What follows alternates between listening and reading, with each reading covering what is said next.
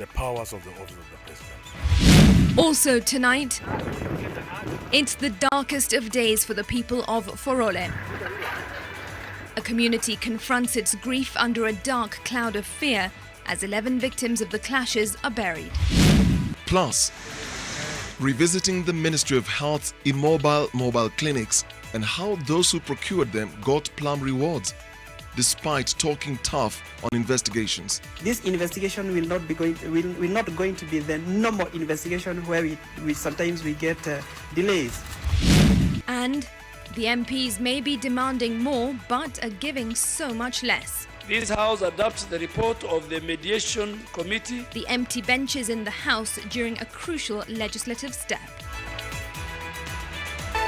NTV Tonight with Dennis Okari and Smriti Vidyarthi. Thanks for joining us tonight. Our sign language interpreter is Rafael Mbalo. Now, the Judicial Service Commission was expected to give a verdict on the fate of Supreme Court Judge Lady Justice Njoki Ndung'u, who is facing a petition for her removal from office over gross misconduct. But that didn't happen even after 7 hours of heated deliberations that also saw the Chief Justice leave the meeting at some point, according to sources. Well, NTV's Ken Majungu is live for us at the Supreme Court and joins us now with more details. Ken, what more can you tell us about that JSC meeting? Right, thanks very much, Olive and Dennis. Of course, that's not Olive, but Smriti, thank you very much. And the Chief Justice has just walked in. I know you saw him a little bit earlier. It's been a meeting that has lasted for more than 7 hours, and he's just told us that because the meeting ended a little late, they are not able to issue a comprehensive statement on what exactly transpired, on exactly what they were discussing, but he's promised by tomorrow they'll be able to issue that statement. But it has been a day of intrigues, and this is surrounds the question of the fate of one of the judges at the Supreme Court, Judge Lady Justice Njoki Ndung'u. It's been in the works for quite a long time, and there've been a back and forth about it. What do they exactly do with this? Is it referred to a tribunal, or she goes through the normal process of the Judicial Service Commission? Unfortunately, we are unable to state for a fact if they have decided that it goes the way of the tribunal or the way of the Judicial Service Commission. But we heard that this meeting, there are 11 commissioners, was split right in the middle. They couldn't make a definite decision. They couldn't get adequate support from either side, either to refer to the tribunal or to take it through the Judicial Service Commission. And that has been the stalemate in the meeting throughout the day. And we are getting this information from our confidential sources that tell us that at one time the meeting was so heated that the CJ had to walk out of that meeting, but eventually he went back to try and get a common ground for this, to get a decision that will stand, that will be communicated to Lady Justice Njoki Ndung'u. But this was still impossible. That's why this evening when he walked in, he told us that the meeting has ended, but it's ended a little bit late and they have not reached a conclusion. And even if they did, they are unable to issue a statement. But basically, Njoki Ndung'u, Lady Justice Njoki Ndung'u is just one of the 4 judges, aside from Justice Jackton Ojwang, who is already waiting for the tribunal to begin its work. She was one of the judges who were mentioned in the Wajir case, the misconduct, the abuse of office, and abuse of the ethics of the judiciary and all that. She is supposed to be probed for the same, so they couldn't possibly decide on what to do based on the evidence that was presented by the petitioner. Does it go the tribunal way, or does it go through the Judicial Service Commission, which was one of the things that was said when they were referring to Justice Jackton Ojwang. But now we wait for tomorrow, as the Chief Justice says, they'll have a press conference where they'll be able to issue for a fact a comprehensive statement that will state the position that they are taking as the Judicial Service Commission. But as per now, that's what we have, a divided commission unable to make a definite decision on Lady Justice Njoki Ndung'u. Well, many thanks, Ken Mijungu. The Supreme Court will definitely keep tabs on this story because it develops no conclusions yet, but there will be statements that will be made. Moving on now, 11 victims who were killed in Forole in Marsabit County were buried today amidst heavy security presence. 6 of the victims were laid to rest in a mass grave, with area residents expressing fears of more planned attacks. The victims fell to bandits after assailants believed to be from Ethiopia hijacked a perceived peace meeting between Kenyans and Ethiopians, killing 11 elders from the Gabra community. One by one, bodies of the victims whose lives were brutally cut short on Monday were ferried to the burial site. 6 of the victims being interred in a mass grave. All the victims were elderly, above 60 years old. The 11 are said to have drawn into what turned out to be a trap in the name of a security meeting. As soon as they settled, they were surrounded and shot dead, while others were left nursing serious injuries. The attackers are said to be members of a militia group based in Ethiopia. Since the Monday incident, locals have been living in fear of more attacks.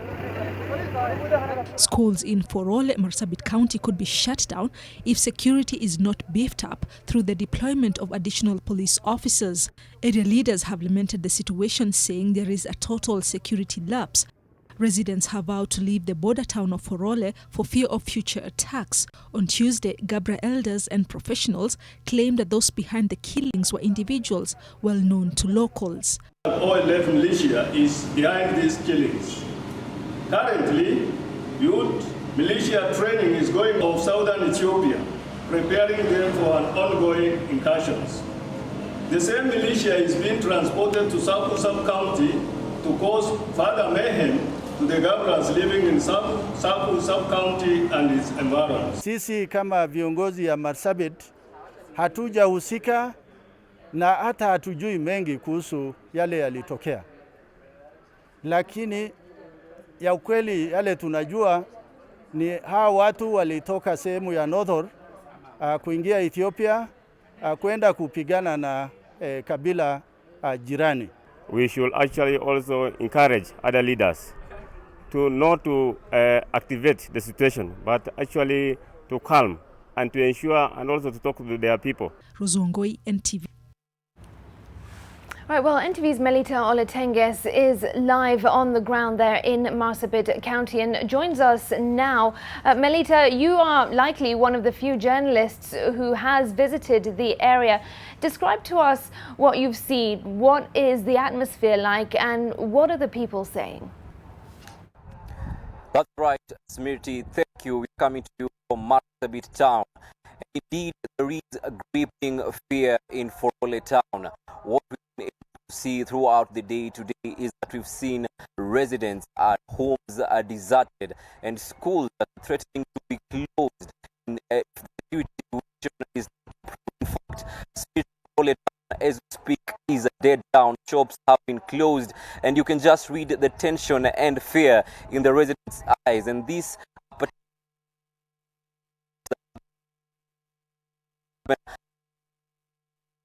just something that has brought about fear, and residents are living in fear. That is what some of the things we've been able to observe. In fact, we've seen residents holding consultative meetings, talking in the undertones, just saying that they are going to move out of Forole town if the government does not move in swiftly and contain the insecurity there.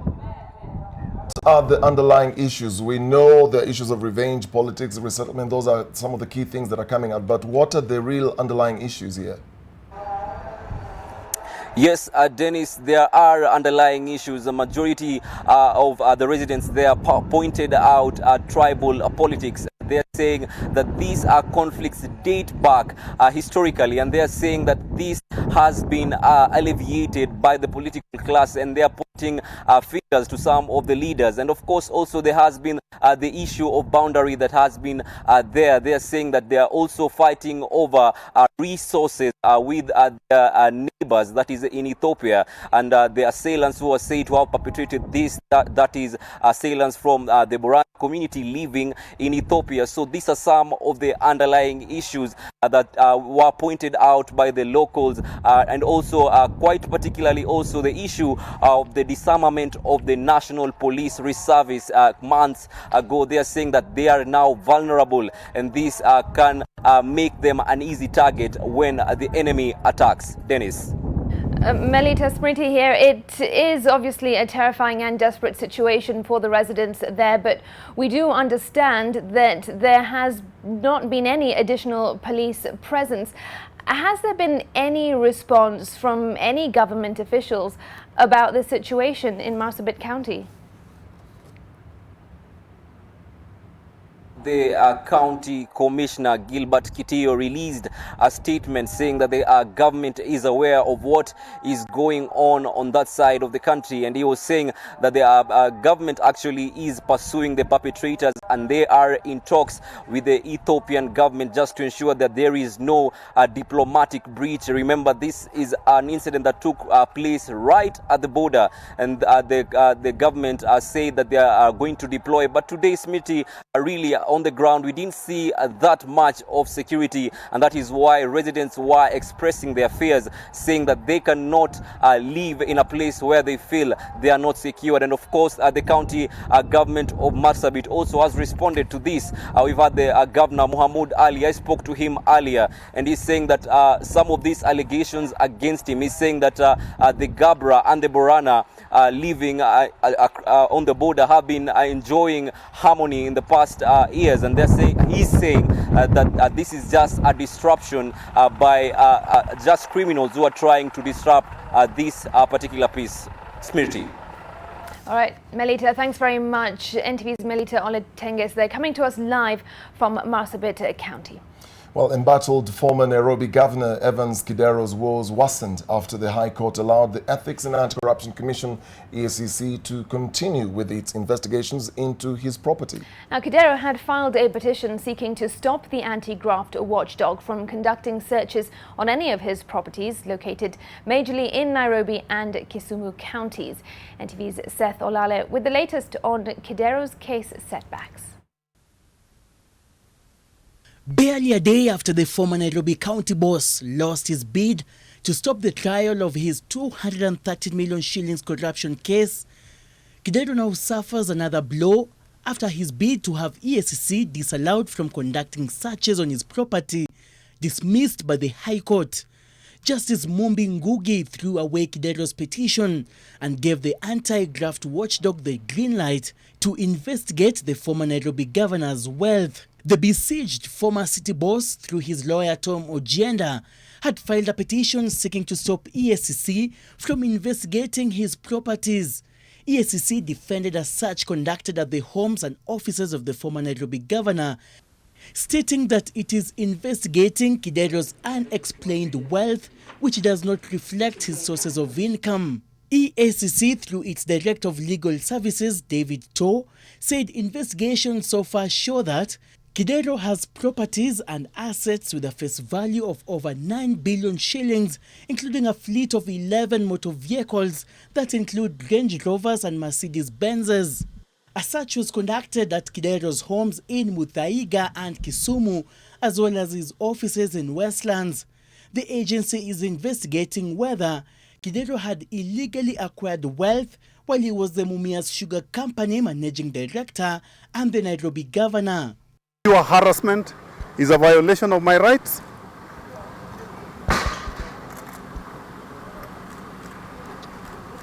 And we will not take this lying down. Kidero, through his defense team, argued that the search is vague and aimed at seizing his documents and properties for incriminating evidence against him and his family.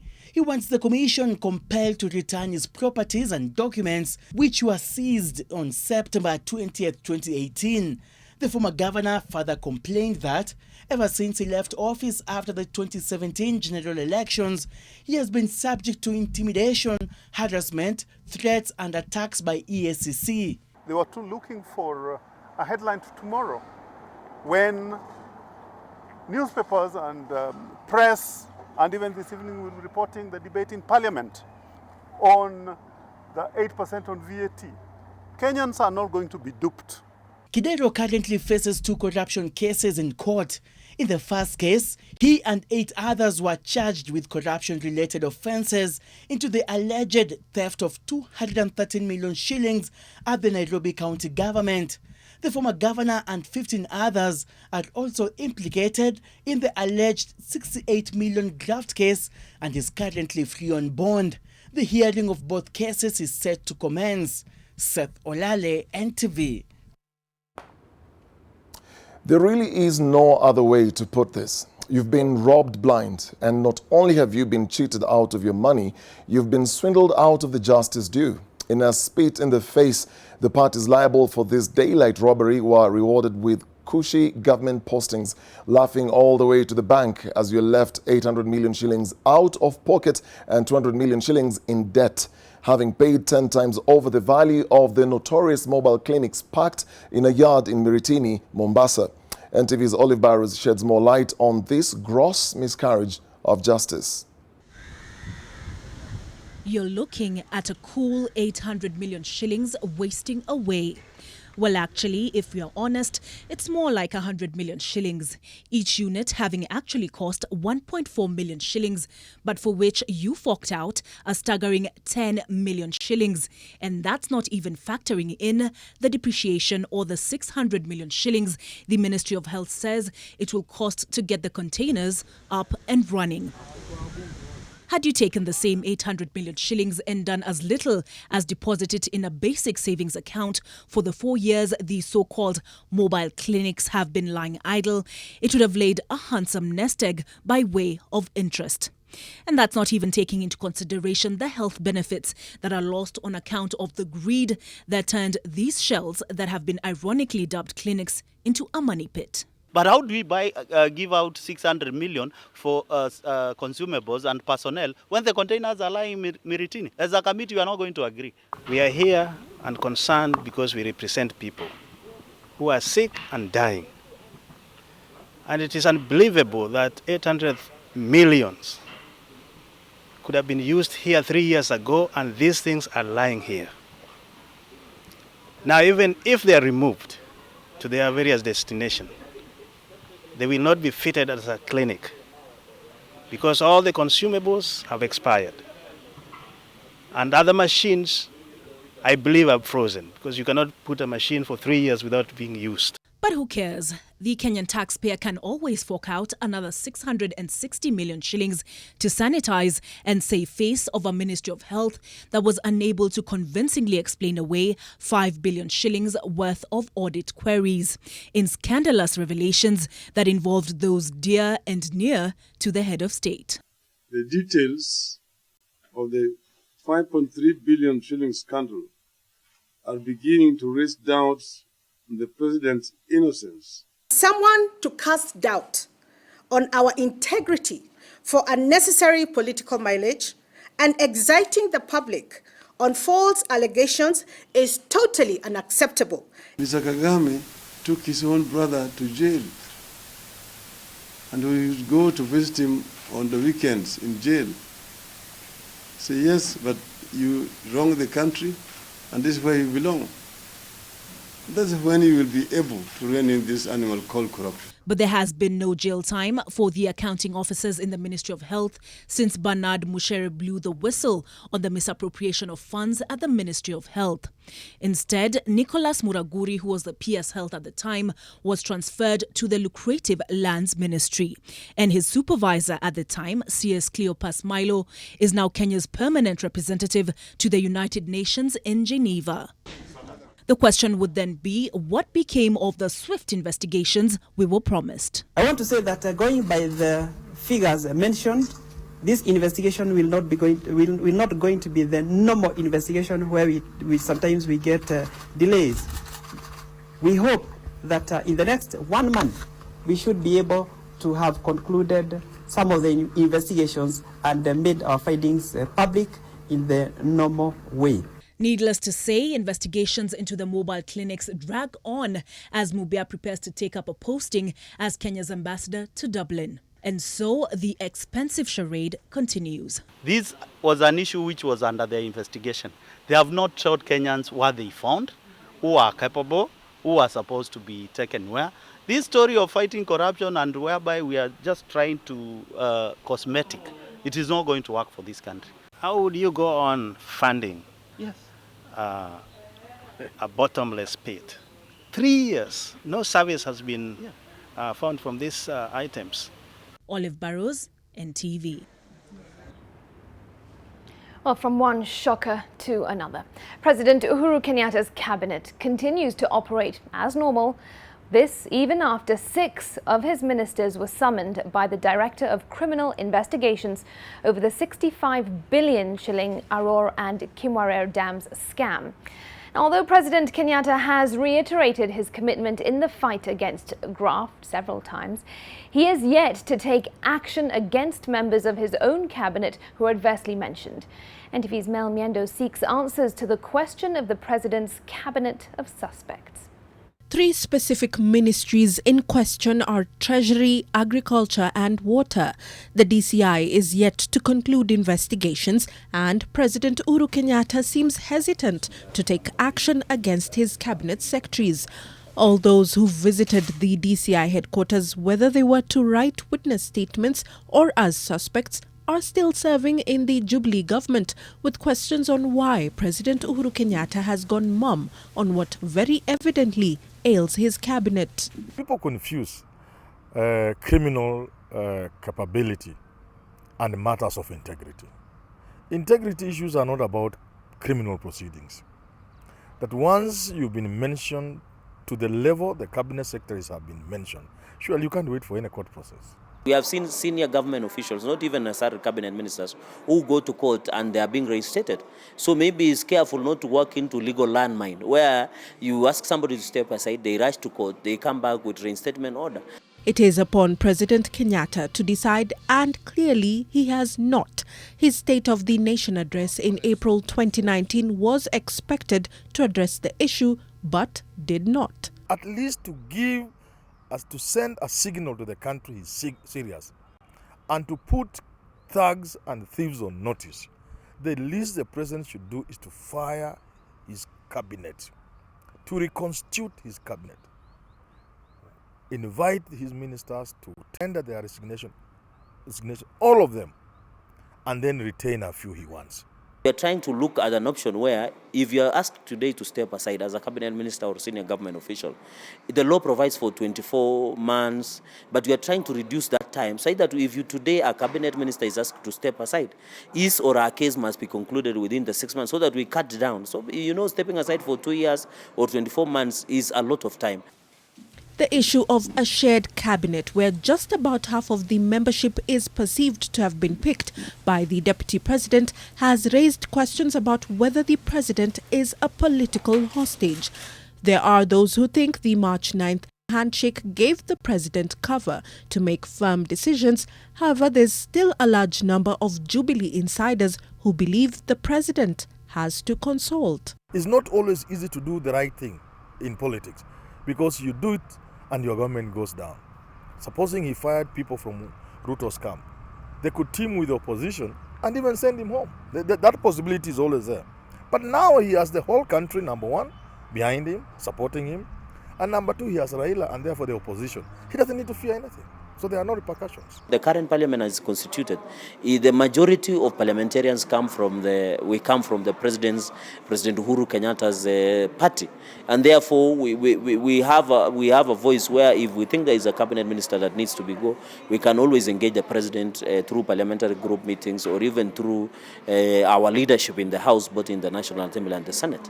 Currently, the Senate's Justice and Legal Affairs Committee, chaired by Nandi Senator Samson Cherargei, is working on legislative and policy proposals on the fight against graft to be tabled at the Senate by June 2019.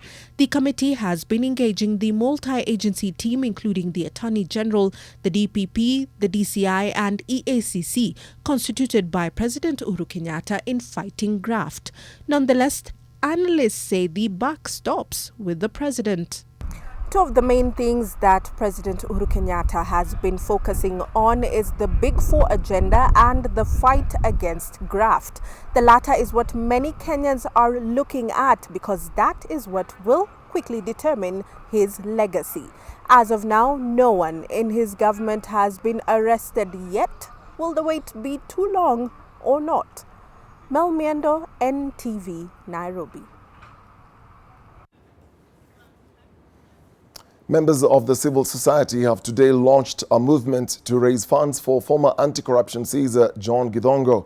The drive aims to collect 1 shilling each to meet the 27 million shilling fine awarded against Githongo by the High Court in a case in which he is accused of defaming former Minister of National Security Chris Murungaru. But as NTV Silas Apollo reports, some are now warning that the ruling by Justice Joseph Sergon risks silencing those wishing to speak up against corruption in government and reversing some of the gains of the Constitution. A group of youth which calls itself the Social Justice Center Working Group and which comprises of at least 20 youth groups from across the country held its first meeting at Fungamano House in Nairobi with the aim of raising 27 million shillings. The court failed to consider public interest and instead advanced the rights of an individual over public interest. Their intention now is to raise 1 million shillings each until they hit the 27 million shillings target. Critics say the ruling may silence voices intending to speak against corrupt practices in government. It just affirms that we're doing business as usual. Yeah. That for you as a Kenyan citizen speaking against corruption in this country, you've got to realize you are almost invariably up against, a system. Githongo has protested the ruling issued by Justice Joseph Sergon and vowed to appeal, a decision that has received the support of NAK-Kenya party leader Martha Karua. Disappointing in that, of course, one would have wanted to see for the court to find differently from the way they have found. But yes, unsurprised. The award is alarming enough to scare potential whistleblowers and even the media. And all this is coming at a time when Kenya as a country is witnessing unprecedented number of corruption scandals involving billions of shillings. The High Court last Thursday directed Githongo to pay former National Security Minister Chris Murungaru 20 million shillings in general damages, 5 million shillings in exemplary damages, and 2 million shillings in special damages. Githongo was also ordered to pay full interest on the award until Murungaru receives all his money and the cost of the suit. The fines are in a relation to 91-page dossier released by Githongo, detailing how the taxpayer lost over 150 billion shillings through shoddy deals signed and executed by senior government officials in what became known as the Anglo leasing scandal. There are also those who say the decision could curtail constitutional reforms. Some have also raised concerns about the conduct of the judge who has faced integrity questions in the past. The decision against John Githongo is not a decision against him. It's a decision against the Kenyan public. As the decision by the courts continue to generate public debate, some now contend that the war against corruption can only be won through a collective effort, and when institutions tasked with helping this fight dispense their mandates in a just and fair manner. Silas Apollo, NTV.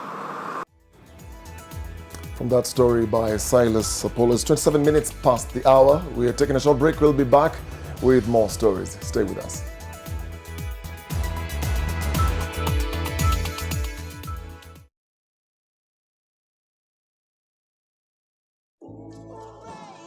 A shave, others will notice.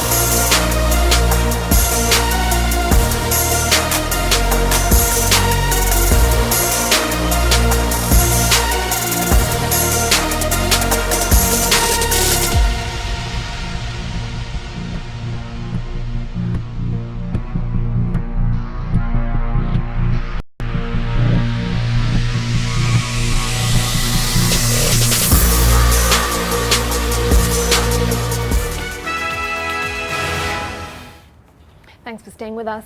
Now, members of the National Assembly have rejected the Senate's proposal to increase funds allocated to counties by 20 billion shillings. A move that will likely crush the push for mediation between the two houses of parliament. NTV Zainab Ismail tells us that only a handful of legislators were present for the crucial debate so soon after revelations of their quest for higher wages and perks. Can I put the question? And I put the question that the motion be amended so as to read that the Senate amendments to the Division of Revenue Bill, National Assembly Bill number 11 of 2019, be now considered and rejected. Will as many as of that opinion say aye? Aye. Will as many as the contrary opinion say no? The ayes have it. As the Speaker of the National Assembly stood to pose the question on the Senate's proposal to increase their revenue allocation, only a few legislators were present in the House chambers.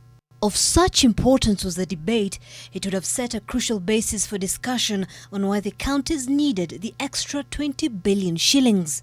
Senate Bill number 10 of 2017. And that wasn't the only crucial issue discussed by members on Wednesday evening. The few legislators also discussed the statute law, the Miscellaneous Amendments Bill of 2019, which had amendments that definitely needed the attention of the lawmakers. Or are the representatives meant to be represented by the few representatives? Well, most interestingly, this comes in the backdrop of revelations that MPs recently pocketed 936 million shillings each in house allowances. In addition to their salaries, the 416 members of parliament will be receiving 250,000 shillings monthly, and this, by the way, is despite opposition from Treasury and the Salaries and Remuneration Commission. Already, they are reported to have pocketed 1.2 million shillings in April as a combined amount for the House allowances backdated from October last year when the Parliamentary Service Commission approved the budget. These new allowances coming at a time when the government is implementing austerity measures to finance the Jubilee's government Big Four agenda and burdened with a gigantic public debt that looms over our heads. And despite taking the advantage of their position to benefit themselves, members appear least bothered by legislative debates. Zainab Ismail, NTV. Over to a story we've been following for you. 5 suspects arrested over the death of 7-month-old baby Ethan Mwendo after he was injected with an overdose of morphine at the Shalom Hospital will be arraigned on Thursday in Machakos law courts. 2 directors of the hospital, a nurse's assistant, a pharmacy technologist and a doctor are to appear in court on Thursday. The Shalom Hospital in Machakos County remains unoccupied by patients. By 6 p.m. Tuesday, all patients receiving treatment at the health facility had been discharged or sought admission and treatment in other facilities in the area. Post-mortem examination findings done on the young baby on Tuesday revealed that he died due to respiratory complications that were caused by the swelling of the brain attributed to the intoxication. Conclusive results are expected in 2 weeks' time after the government chemist runs toxicological tests on the body fluids and tissue samples. Elsewhere, 100 pupils from Chetoto Primary School in Kitale County have been admitted at the Kitale Referral Hospital with suspected cholera symptoms. Learning in the institution was interrupted as they were rushed to hospital after they complained of stomach upsets. A number of them were also vomiting. The hospital has dismissed claims of a cholera outbreak at the school, saying the students may have consumed contaminated water. A public health officer in Kitale, Stanley Kirwa, says they are currently investigating the matter.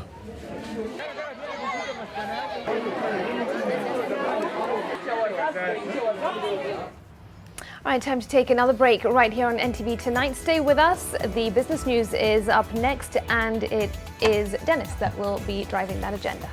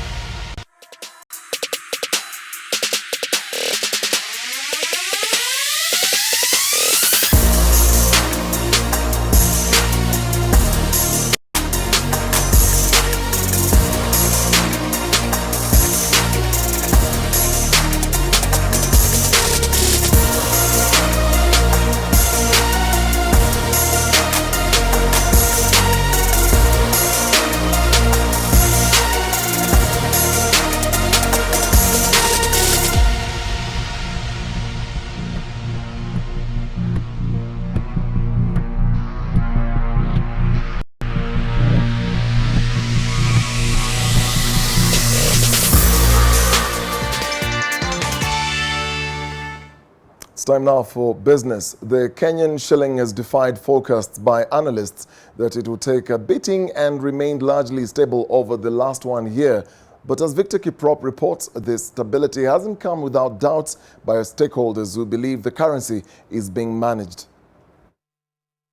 Ideally, a free-floating exchange rate regime is where the value of a nation's currency is set by the forex market based on the supply and demand forces relative to other currencies.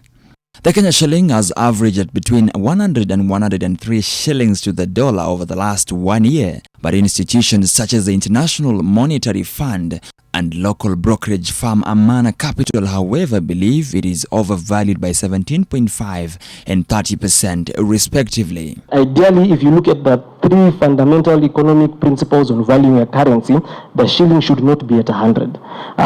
Then the government can come and say, oh yes, we should be higher or lower than that, but we are at 100 because of 1, 2, 3, 4, 5.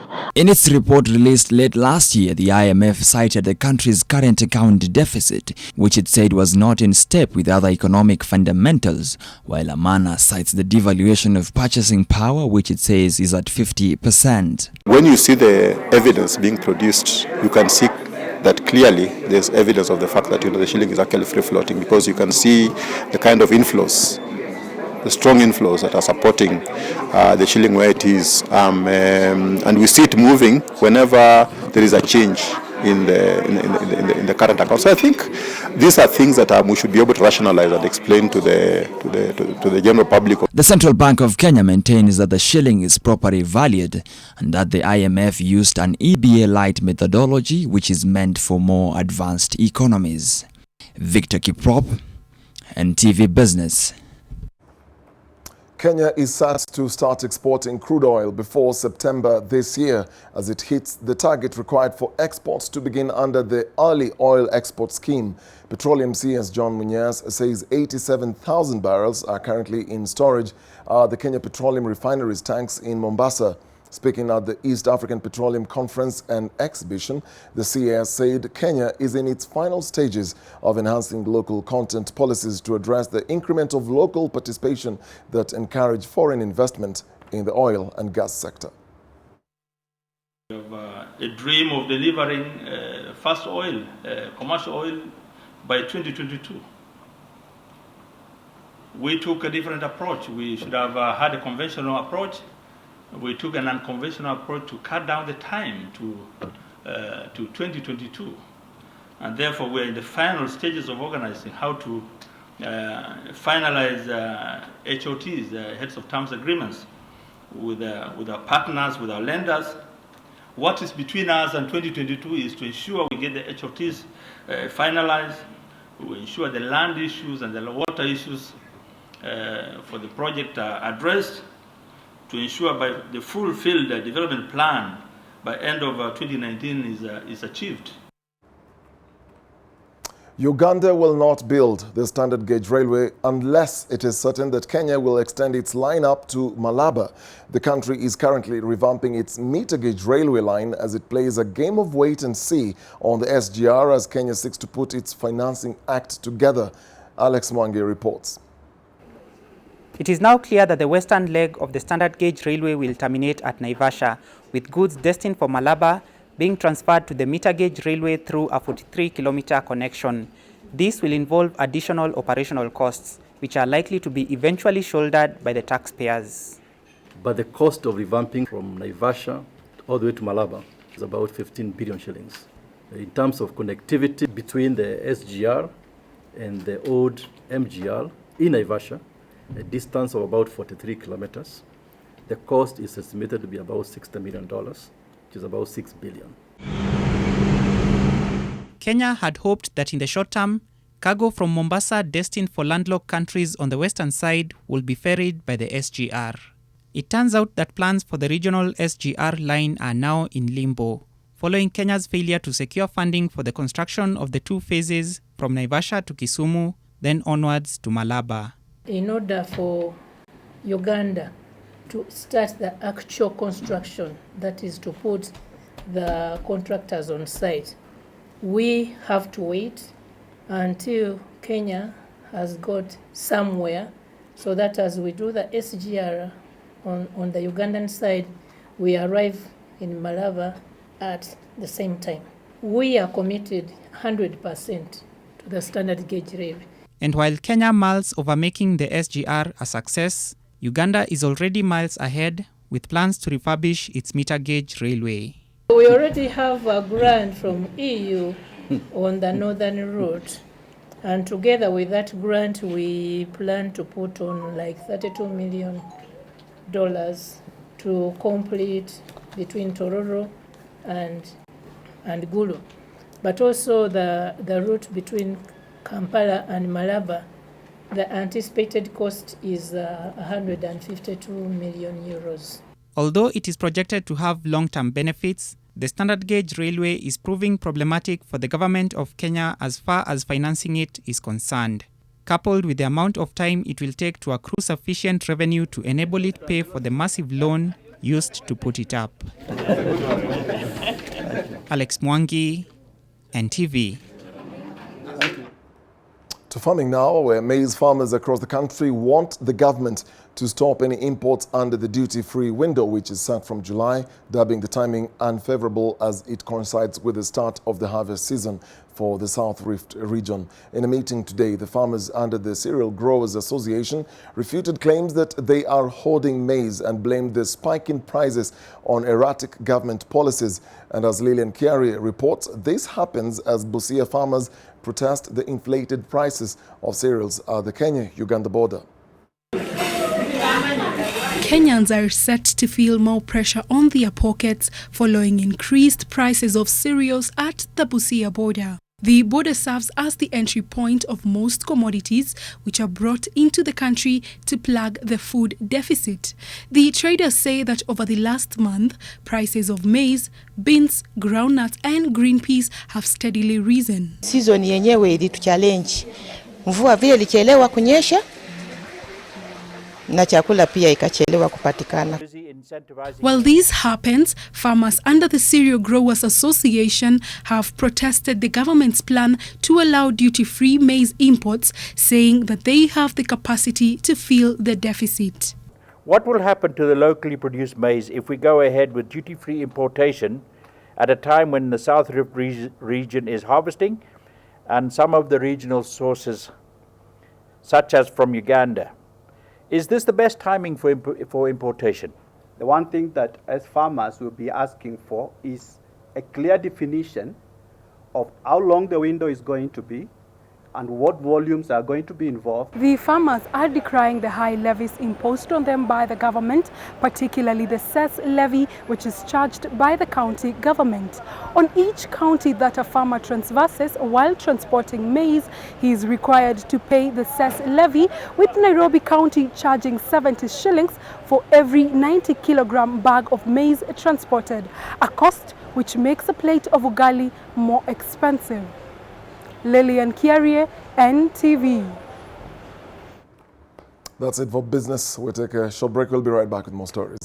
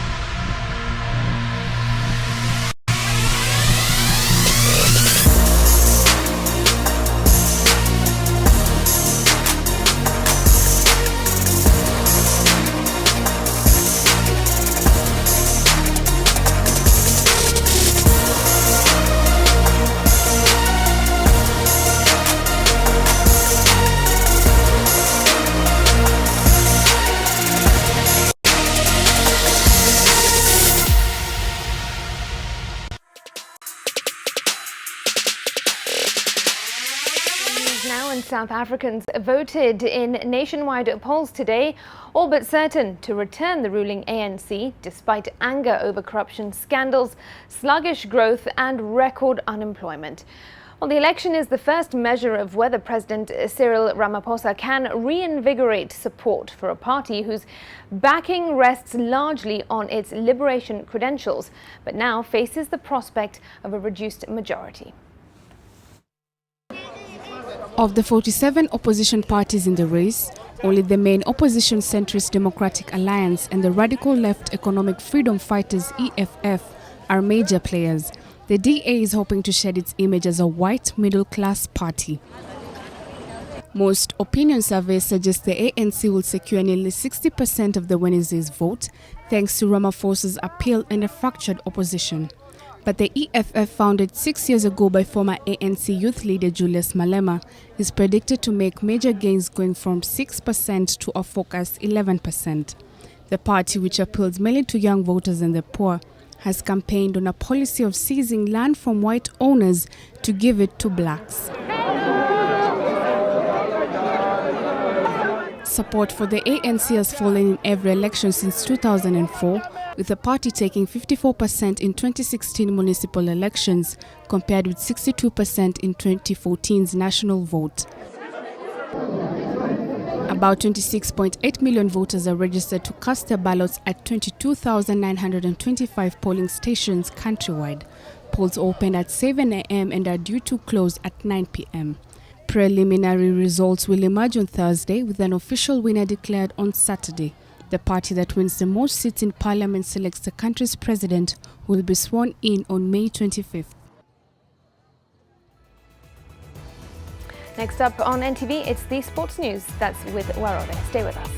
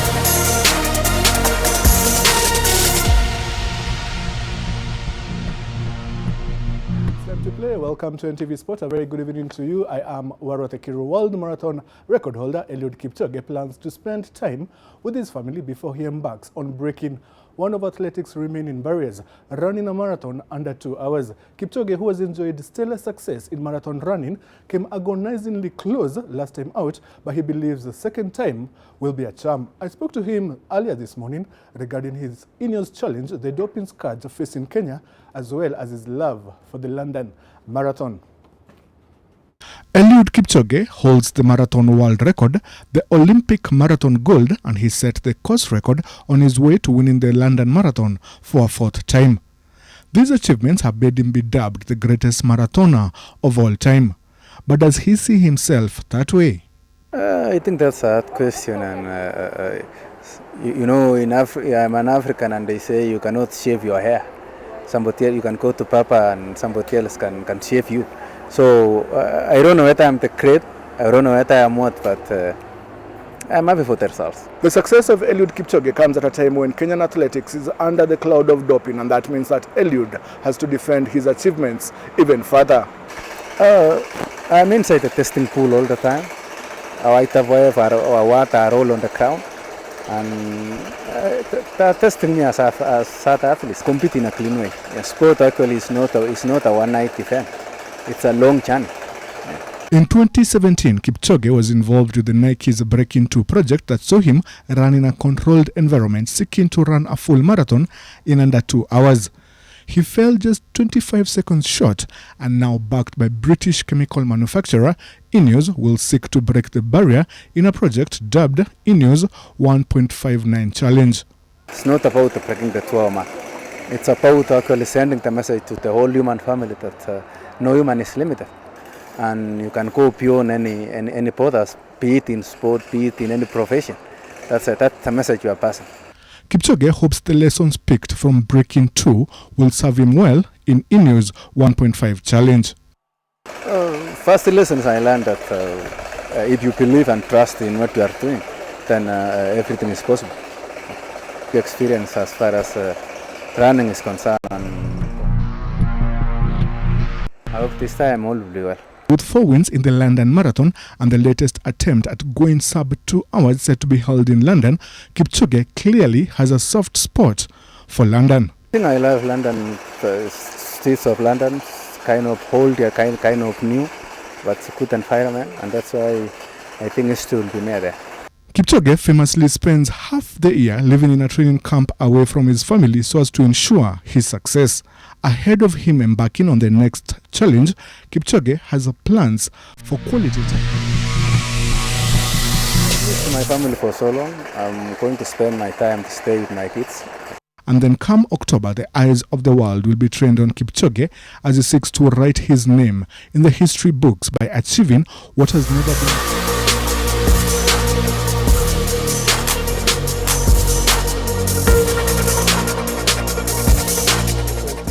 Of all time. Defending champions Gor Mahia marched towards their title defense, got back on track with a routine 2-0 win over Chemnil Sugar in Kisumu. Kogalo had come into the match on the back of 2 successive draws, and the win takes them to 63 points, 7 clear of second place Sofapaka, whom they meet in the next round of fixtures. But Toto Bamungu saw off 10-man Western Stima 2-0. Third-placed Bandari beat hosts Vihiga United, while Karabangi Sharks claimed the bragging rights in the Slum Derby with a 3-2 win over Mathare United. Zukericho scored 3 minutes from time to force a 1-1 draw with AFC Leopards. The KPL continues on Thursday.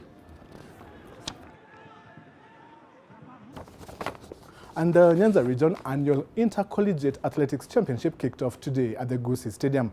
The 2-day event is running under the theme Enhancing Talent and Moral Values Through Sports. Defending champions at Sumbi Teachers Training College faces a stiff competition from rivals Migori Teachers Training College and Kenyanya Teachers Training College. 9 colleges from the Nyanza region are participating, with the goal being to get a team that will represent Nyanza at the Iregi Teachers Training College during the nationals to be held as from Sunday. The Chapadimba and Safaricom All-Star team attended their first training session at the Football Saul training grounds in Spain. The 2-hour training session focused on strength and technical skills under the watchful eyes of certified La Liga coaches. The 32 boys and girls were grouped into two teams having 2 La Liga coaches each.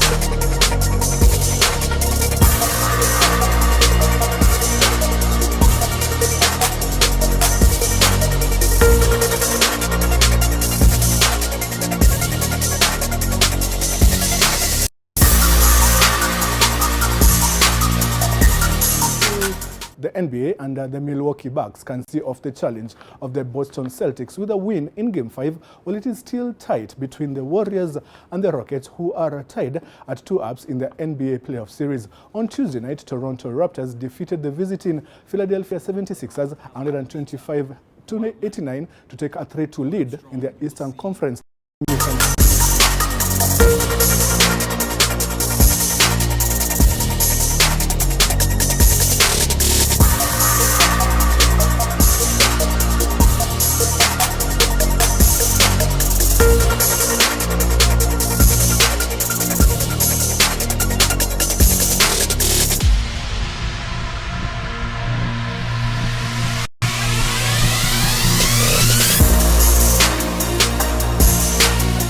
Did enjoy one of the greatest comebacks in football history. Tonight, it is Ajax versus Tottenham, and I remember that Ajax lead by a 0-0. So the match has just started 5 minutes ago, and I will be bringing you all the updates of that UEFA Champions League semi-finals in our bulletins tomorrow. But for now, that's your latest sports. I am Vidyarthi Kiru. All right, Vidyarthi, thanks very much indeed. Of course, more sports news coming up in our subsequent bulletins. Well, that does it for now on NTV Tonight. Thanks to our sign language interpreter, and thanks very much to you for watching. I'm Smriti Vidyarthi. Good night. My name is Okari. Have a good night.